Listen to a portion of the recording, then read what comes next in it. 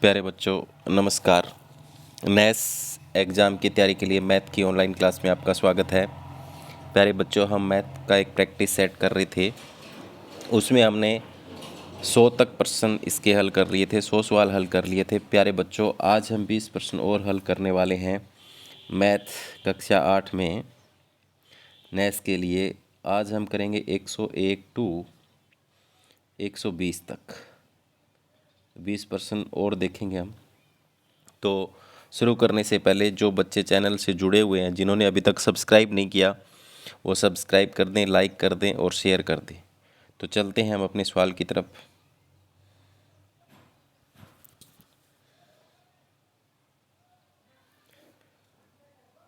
तो प्यारे बच्चों, 101 नंबर सवाल है, 12 से 1/2% को दशमलव संख्या में लिखें।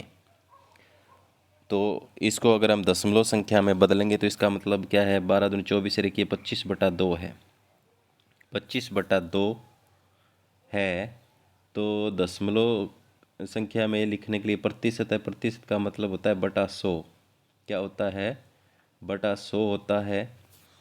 और जब हम इसको लिखेंगे, इसको हल करने पर क्या आ जाएगा, 0.125 आ जाएगा। कितना आ जाएगा? 0.125। ऑप्शन नंबर 2 इसका आएगा। आप करके देख सकते हैं। देखो, 0.25 को अगर हम 2 से भाग करें तो देखो, जो 0.2 एकम 2, 2 दूनी 4, फिर 1 बचेगा, 2 5 10, तो इतना आएगा। ऑप्शन नंबर दूसरा इसका सही है।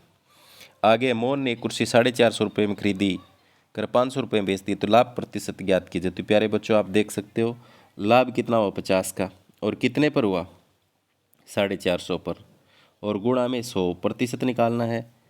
तो 0 से 0, 5 एकम 5, 5 निम 45, तो 100/9 कितना आ गया? 100/9। इसकी सही बनाई तो 9 एकम 9, 9 एकम 9, तो 11 सही 9, 1/9%। तो ऑप्शन नंबर 2 इसका सही है। ठीक है, तो आगे चलते हैं 103 पर। एक नगर की जनसंख्या 2500 से बढ़कर 2650 हो जाती है, तो जनसंख्या में प्रतिशत वृद्धि होगी। तो प्यारे बच्चों देखो, 2500 से 2650 हुई, कितने की बढ़ोतरी हुई? 150 की। और कितने पर हुई? 2500 पर। और प्रतिशत निकालना है तो गुणा 100 कर लो। तो 2 जीरो से 2 जीरो करके 25 एकम 25, 25 छिका 150, तो 6% बढ़ोतरी होगी। तो 103 का कौन सा आ जाएगा? एक नंबर बिल्कुल सही हो जाएगा। तो आगे चलते हैं 104 नंबर सवाल की तरफ। एक आयत व वर्ग का परिमाप समान है। आयत की लंबाई और चौड़ाई क्रम से 25 और 15 है, तो 15 किस आकृति का क्षेत्रफल अधिक होगा? तो प्यारे बच्चों, पहले तो हमें क्या करना पड़ेगा, वर्ग और ये आयत है, ठीक है, इसकी 25 और ये 15 है, ये भी 15, ये 25। तो पहले तो 25 25 50 और 30 80 है इसका परिमाप। 80 परिमाप है, तो इसकी चारों भुजाएं बराबर है, 20 20 हो जाएगी। कितनी हो जाएगी? 20 20। तो इसका क्षेत्रफल तो हो जाएगा 20 और 20 की गुणा 400, इसकी गुणा 25 और 15 की गुणा करेंगे तो कितना हो जाएगा? 15 पा 75, 7 सल 15 दूनी 30 और 7 37, 375। तो देखो किसका ज़्यादा आ रहा है, वर्ग का या आयत का? तो आप देख सकते हैं यहाँ 400 आ रहा है वर्ग का, आयत का 375। तो किसका क्षेत्रफल अधिक है? वर्ग का क्षेत्रफल अधिक है। ऑप्शन नंबर 2 इसका सही है। आगे चलते हैं 105 पर। विद्यालय के आयताकार खेल के मैदान का क्षेत्रफल 600 वर्ग मीटर है। यदि मैदान की लंबाई व चौड़ाई का अनुपात 3 अनुपात, तो मैदान का परिमाप क्या होगा? तो प्यारे बच्चों, क्षेत्रफल दे रखा है, तो पहले क्या करेंगे, इसकी भुजाएं निकाल लेते हैं। मान लो 3x है और 3x गुणा 2x बराबर कितना? 600। क्षेत्रफल दे रखा है, तो 3 दूनी 6 और x की 2 बराबर कितना है? 600। तो x बराबर क्या हो जाएगा? 600 और बटे में ये आ जाएगा 6, 6 दाएँ 100। अब देखो, इधर x स्क्वायर है, इधर 100 है, तो x इधर वाले का क्या निकल जाएगा? वर्गमूल। तो क्या आ गई? 10 आ गई x का मान। तो 10 या 30, ये तो 30 है, और 10 दूनी 20, यानी लंबाई और चौड़ाई आ गई। अब मैदान का परिमाप क्या होगा? तो परिमाप निकाल सकते हैं, 2 ब्रैकेट लंबाई जमा चौड़ाई, तो 30 और 30 60, 20 और 20 40 100। तो 105 का कौन सा सही हो जाएगा? दूसरा ऑप्शन सही हो जाएगा। तो प्यारे बच्चों, हमने पहले 3x और 2x मान करके इनकी गुणा करके 600 और लंबाई चौड़ाई निकाल ली, फिर उसका परिमाप निकाल लिया, तो कितना आया है? 100। तो आगे चलते हैं। दिए गए चित्र में त्रिभुज का क्षेत्रफल 100 वर्ग मीटर है, तो त्रिभुज की ऊंचाई ज्ञात कीजिए। तो त्रिभुज के क्षेत्रफल दे रखा है और क्षेत्रफल का फॉर्मूला होता है 1/2 गुणा आधार गुणा ऊंचाई होता है। ठीक है, क्षेत्रफल। तो हमें मालूम करना है क्या? ऊंचाई। आधार दे रखा है देखो, तो क्या करेंगे? दूसरी तरफ ले जाएं तो 100 इधर है और दूसरी तरफ जाएगा 1/2, तो 2 कहाँ जाएगा? ऊपर। आधार नीचे जाएगा 5, तो 5 दूनी 10, 20 पर 20 दूनी 40। तो 106 का कौन सा सही हो जाएगा? 40 वाला ऑप्शन, यानी दूसरा 40 सेंटीमीटर इसकी ऊंचाई आ जाएगी।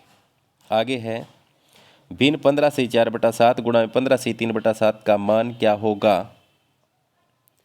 तो यहाँ पर इसका अगर हम मान निकालें, इसको अगर हम हल करेंगे 15 ये हो जाएगा 15 सत्ता 105, 109/7 गुणा में ये हो जाएगा 15 सत्ता 105, 108/9। जब इनके गुणा करेंगे तो गुणा करने पर क्या आ जाएगा? 7 और 7 की गुणा, 7 7 49 आएगा, और 108 और 9 की गुणा करेंगे तो फिर इसका हल करने पर सही जो बनेगी वो बनेगी ये वाली 240 से 12/49। आप करके देख लेना। 108 और 108 की गुणा करके 7 7 49 से उसको भाग करके देख लेना, सही बना लेना। आगे है संख्या 35 गुणा 25 का मान निम्न में से किसके बराबर है? तो प्यारे बच्चों, आप देख सकते हो 35 गुणा 25, इसको अगर काटें यहाँ पर 25 पर कटता है, तो 35 गुणा 25 108 की कौन सी की है? दूसरे ऑप्शन के बराबर है। आगे, समकोण का पूरक कोण कौन सा होता है?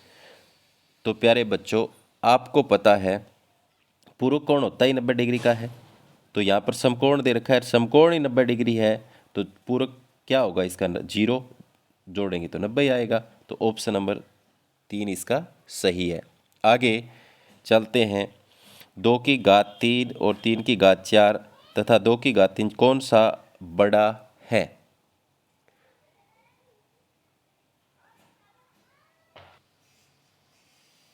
तो प्यारे बच्चों, यहाँ पर देखो, इसमें क्या है? लिखने में फ़र्क है। ये एक ही बात है, 2 की घात 3 और 4 दोनों समान हैं, तो ऑप्शन नंबर ये इसका सही हो जाएगा। ये भी घात की घात है, ये भी घात की घात है। पहले क्या करेंगे? 2 को 3 बार गुणा करेंगे, फिर जो हल आएगा उसको 4 बार गुणा करेंगे। यहाँ भी 2 को 3 बार गुणा करेंगे, फिर हल आएगा उसको 4 बार गुणा करेंगे, दोनों समान आएंगे। 16 की घात 3/4 का मान क्या होता है? तो प्यारे बच्चों, हम 16 को लिख सकते हैं 2 दूनी 4, 4 दूनी 8, 8 दूनी 16, 2 की घात 4 लिख सकते हैं, और ऊपर इसकी घात 3/4 है, तो 4 से 4 कट गया, यानी इसका मान आएगा 2 की घात 3। तो 2 की घात 3 को गुणा करेंगे तो 2 दूनी 4, 4 दूनी 8, 116 का 112 का कौन सा ऑप्शन सही आ जाएगा? दूसरा ऑप्शन सही आ जाएगा। आगे है नेक्स्ट 113। 113 में है देखो 27 की घात 27 की घात ऊपर दे रखी है 2x-1 और बराबर 243 की घात 3। तो हम इसको पहले बराबर करेंगे यहाँ पर।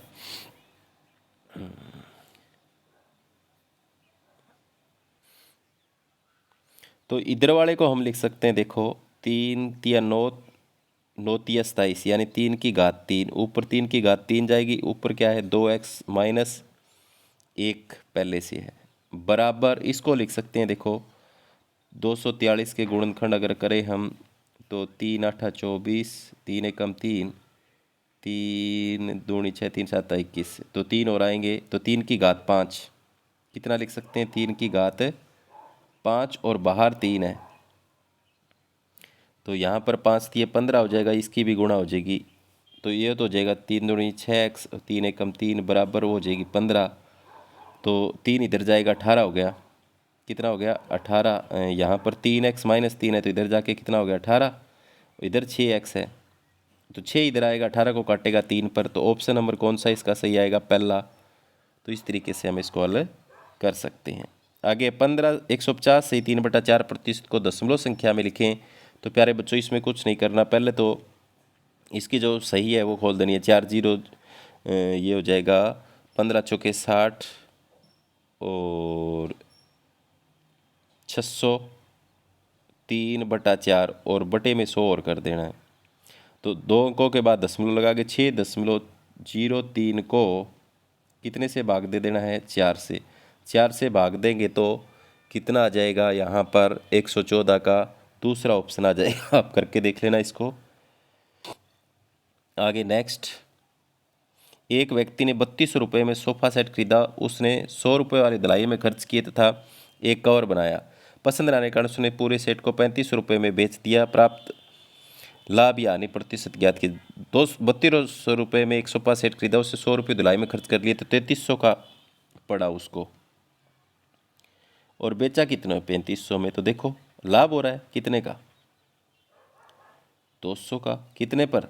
3300 पर। और गुणा में 100 इसका प्रतिशत निकालना है।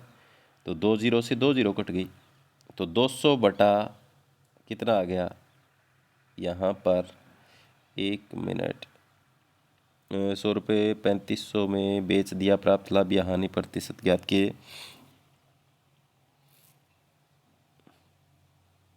दोबारा देखते हैं हम इसको। एक व्यक्ति ने 3200 रुपये में खरीदा सोफा से 100 रुपये धुलाई में खर्च किया था, कवर लगवाया। पसंद आने के कारण पूरे सेट को 35 रुपये में बेच दिया। प्राप्त लाभ या हानि प्रतिशत ज्ञात कीजिए। तो 3300 का तो कुल बना है, 3500 में बेचा है तो लाभ ही हुआ उसको 200 का, और बटे में कितने पर हुआ? 3300 पर, और गुणा में 100%। तो 2 जीरो से 2 जीरो कट गई। अब यहाँ पर 200 को 3300 से भाग देंगे तो 3300 से अगर भाग दें 33 या 99 115 का, यहाँ इसमें कुछ गड़बड़ नज़र आ रही है। तो इसको अगर हम देखें तो यहाँ 200/33 आएगा, इसका सही बन सकता है। तो यहाँ पर ऑप्शन सही नज़र नहीं आ रहे। तो आगे चलते हैं हम। नेक्स्ट प्रिंटिंग मिस्टेक है यहाँ पर। यदि 15 मेज़ों का क्रय मूल्य 20 मेज़ों के विक्रय मूल्य के बराबर है तो कितने प्रतिशत हानि होगी? तो प्यारे बच्चों आगे वाला देखो। 15 मेज़ों का क्रय मूल्य मान लो 150 रुपये है। कितना है? 150। तो एक का कितना हो जाएगा? 10 रुपये। ठीक है, ये 150 ही रुपये रहेगा। कितने का विक्रय मूल्य? 20 मेज़ों का। तो काटें इसको 2 से तो कितना आ गया? 7.5, यानी 10 में से 7.5 की चीज़ बिक रही है वो। तो 2.5 यानी 2.5 रुपये की हानि हो रही है। तो इसकी दशमलव हटाएंगे बटा 10, और कितने पर हो रही है? 10 रुपये पर ही हो रही है। तो दशमलव तो हट गई। तो यहाँ पर और प्रतिशत निकालना है तो गुणा 100 करेंगे तो 2 जीरो से 2 जीरो कट के 25% आएगा। तो यहाँ पर ऑप्शन नंबर इसका कौन सा हो जाएगा? 116 का तीसरा ऑप्शन 25% वाला सही हो जाएगा। आगे 5000 रुपये पर 8% वार्षिक दर से 4 वर्षों का साधारण ब्याज क्या होगा? साधारण ब्याज होता है मूलधन गुणा दर गुणा समय। तो मूलधन 5000 है, गुणा में दर 8 है और समय 4 है बटा 100। तो 2 जीरो से 2 जीरो कट गई, ये कट आएगा, जीरो की जीरो आ जाएगी। 8 चौके 32 और 32 को गुणा करेंगे 5 दूनी 10, 1 से 5 15 1 1600। तो 117 का यहाँ पर जो ऑप्शन है वो दूसरा सही है, 1600 रुपये। ठीक है, आगे है। राम एक भैंस खरीदने के लिए बैंक से 10% वार्षिक साधारण ब्याज 50,000 रुपये उधार लिए। 2 वर्ष बाद उसे कितनी रकम चुकानी होगी? तो 50,000 का पहले ब्याज निकालो, और साधारण ब्याज से लिए 2 साल के लिए। तो मूलधन गुणा दर गुणा में 2 जीरो से 2 जीरो कट गई। तो यहाँ 2 जीरो बच गई, 1 जीरो, ये 3 जीरो, तो ऐसी कैसी आ जाएंगी। फिर हो जाएगा यहाँ पर 5 दूनी 10, क्या हो जाएगा? 2 जीरो और 10,000 रुपये उसका ब्याज हो गया, और 50,000 उसने ले रखे। तो कितने चुकाने पड़ेंगे उसको? 160,000 रुपये चुकाने पड़ेंगे। तो ऑप्शन नंबर दूसरा इसका सही हो जाएगा। आगे किसी साधारण ब्याज की दर से कोई मूलधन 20 वर्षों में तिगुना हो जाएगा। तो प्यारे बच्चों 19वें सवाल में आपको दिमाग लगाना है। किसी साधारण ब्याज की दर से कोई मूलधन 20 रुपये में 20 वर्षों में तिगुना हो जाएगा। तो इसमें हम मान लेते हैं, मान लो हमारे पास 100 रुपये हैं, ठीक है। वो 20 वर्षों के बाद तिगुना हो गया, 300 हो गया, तो मतलब 200 तो उसमें ब्याज ही जुड़ा है ना। तो ब्याज का फॉर्मूला क्या होता है, 200 ब्याज बराबर मूलधन। मूलधन कितना माना था हमने, 100, और गुणा में दर निकालनी है, और गुणा में समय कितना है, 20, और बटे में क्या होता है, 100। तो 100 से 100 कट गया, ये 20 इधर आएगा, तो 200 बटे क्या हो जाएगा, 20, और इससे काटेंगे तो 2 से 10 पर कट गया। तो कितने प्रतिशत दर रखनी पड़ेगी हमें, यहाँ पर 10% दर रखनी पड़ेगी। तो आगे नेक्स्ट 120 और आज की क्लास का अंतिम सवाल, 2000 रुपये का 10% वार्षिक चक्रवृद्धि ब्याज की दर से 3 वर्ष का चक्रवृद्धि मिश्र धन क्या होगा।